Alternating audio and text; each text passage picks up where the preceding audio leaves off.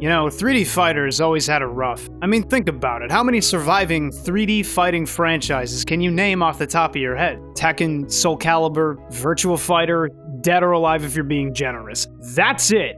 4? I hear you. Bloody Roar. Gosh, I'm so sorry, Bloody Roar fans. Sure, there's anime arena brawlers, but they're not the same, okay? They're not accepted by the arbiter of all competitive fighting games.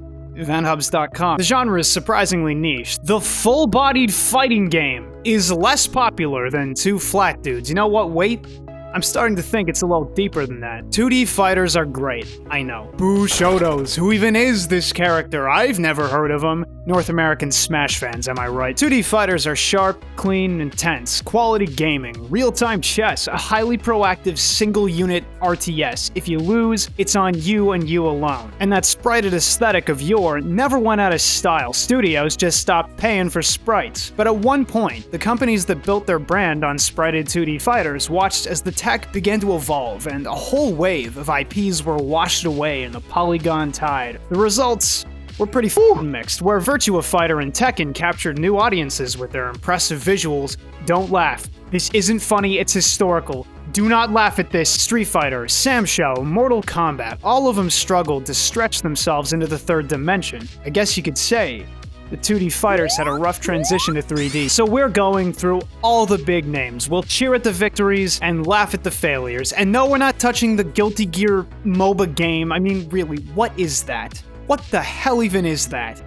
What is it? The year is 1993 in a Japanese arcade, and Virtua Fighter just rolled out looking like this. Suddenly Capcom's pants are soaked with piss, and yeah, I know what it looks like, but it's hard to adequately describe what this meant for video games and to developers. Basically, mankind is God now, and you just gotta deal with that. Now, Virtua Fighter managed to sneak a sequel into arcades before the first Tekken game launched. Namco dropped Soul Edge soon after, and that was the early meta of 3D fighters, the ones that would survive to see the greatest wealth disparity in human history. Dead or Alive hit arcades in '96. Thank you, Itagaki, your contribution has been noted. And all the time between 93 and 97, the big 2D companies scrambled to adapt. The problem is, it came off like a boomer using words like fleek and yoinky sploinky and sus. Hey there, fam, let me tell ya, our new game hits different. This slaps. It's the vibe. The music is a bop. No cap. Hope you're ready to drag your friends. Make them catch these hands because this game got drip turned up. Period. Damn, that took 5 minutes to write and it wasn't even funny. I didn't come here to detail the history. I'm actually into design, but you gotta baste your turkey right for your play. So, you know. 2D fighters offered a simpler experience. Reduce your opponent's health bar to 0. Use your attacks to do it. That's about it, conceptually. There's very little going on with the actual stages. They tend to look pretty, but they don't usually matter as far as gameplay goes. You're not gonna fall through the floor. There aren't a lot of complications outside of character matchups, right? How each character's options work against each other. If you throw a fireball in 2D, the opponent has to block, take the hit, or jump. Pending character-specific options, that fireball's getting dealt with. Meanwhile, in 3D land... Excuse me! I am trying to spam.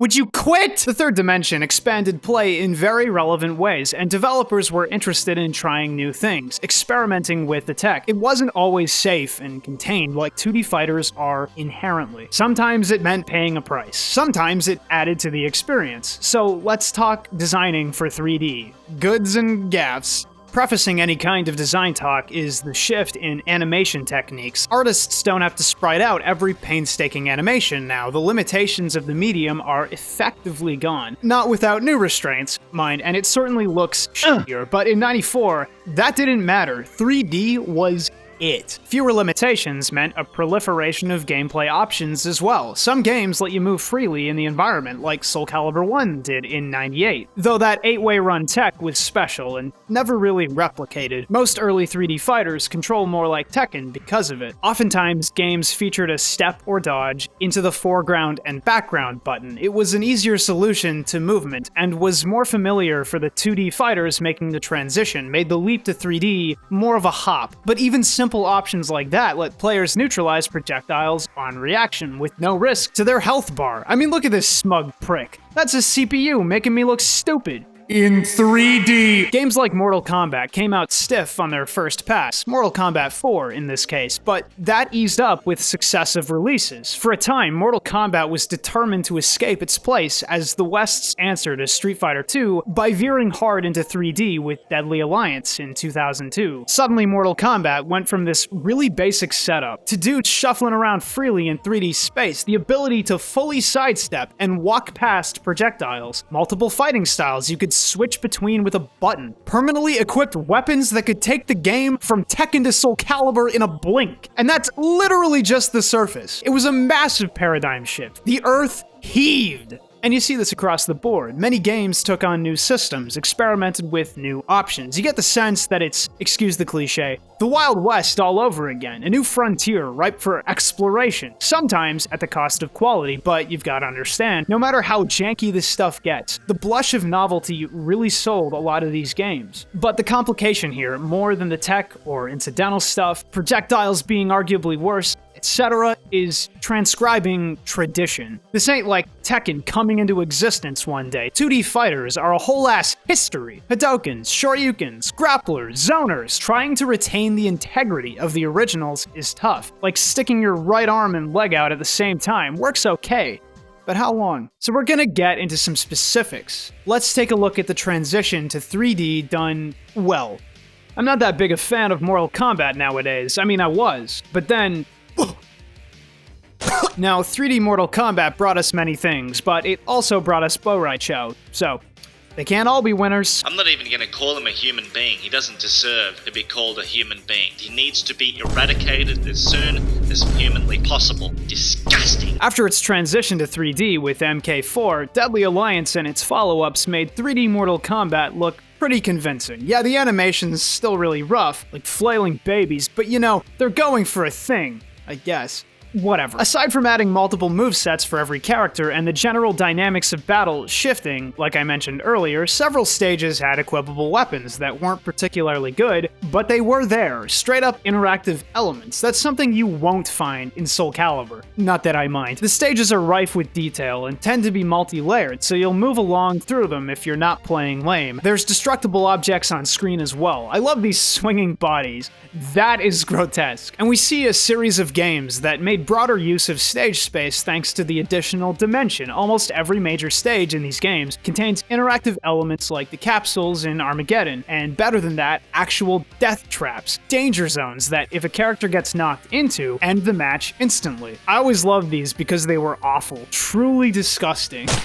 But this is a time before graphics got a little too real, and with all the weirdness Mortal Kombat exudes naturally, they're funny to watch. And making use of the stage like that is pretty rare for 2D fighters going 3D. Sure, Soulcalibur had ringouts and funky stages, etc., but very few series ever picked up on that. I want to take a minute to highlight Samshow 64 in this regard. Unfortunately, I am not very wealthy, because you're gonna need some coins to snatch this one off eBay, and the console that plays it doesn't emulate very well, as you can see. But it did make use of the stage. Players could get pushed to the edge of cliffs mid-match. Several special attacks make use of the space as well. And for 97, it's a pretty cool take on a really incredible fighter. Getting to watch these immaculately sprited warriors dashing around in what would be good-looking stages, if I had the money. Oh, it seems I've entered the Hell Dimension! Now, not every 2D game made a fully 3D fighter, but that doesn't mean they did badly. Usually it means they stuck to the script, pumped something out that people would like. Kind of. I'm thinking of games like the Street Fighter EX series and Fatal Fury Wild Ambition, both 2D games of yore that experimented but stayed pretty safe. The EX series looks like Street Fighter without sprited assets, and yeah, it's packing all new characters, some really beloved ones too, but it did very little by the way of playing with the tech. Like, nothing is fundamentally different about shoryukening someone here. Jump and get stuffed, bitch. Notably, the game is played in effectively infinite stage space. You can get knocked away and the character will run back. Sometimes you'll get knocked into another screen with a big old bat.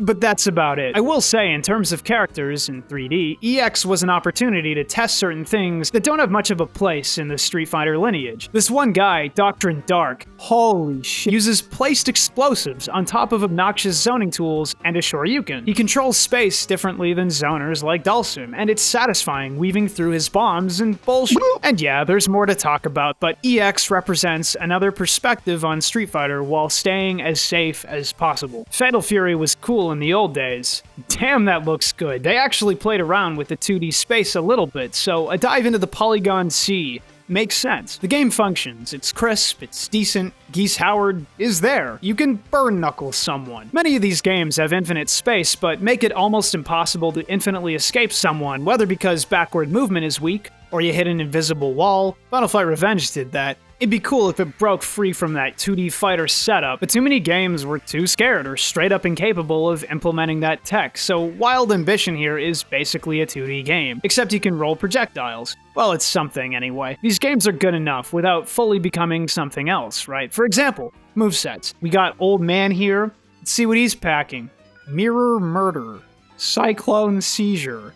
Thundering Heavens Homicide.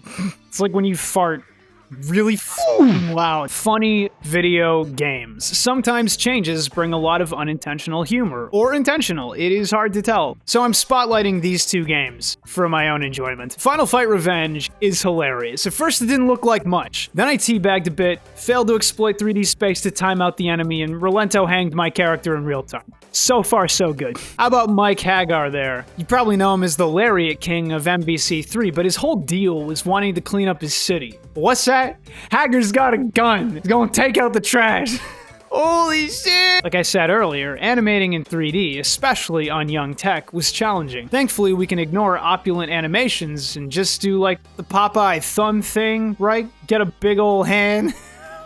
Final Fight Revenge is pretty crummy, admittedly. It's a little unresponsive, hardly as crisp as Street Fighter. Sure, even James Rolfe said it makes my bowels bubble. James, sir, excuse me, it's the only competitive fighter in the Final Fight series. Even that's a stretch. Final Fight's actually a side-scrolling beat-em-up, the kind of game you'd be picking up weapons to bash people with. So that's what they did. Their big addition to 3D fighters was weapons strewn about the stage. You know, casual stuff like Muramasa's sword. I'd say that's about the same as a chainsaw. Poison with the flamethrower, brother. Yo, block that shit.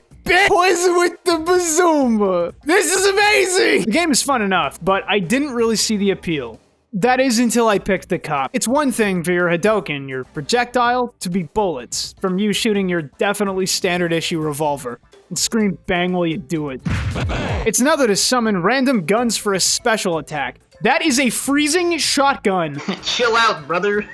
But the best part's his super move. Buddy rams the opponent down, then gets in his cruiser. This is the best thing I've seen in months! Yeah, run him down! Splatter that shit!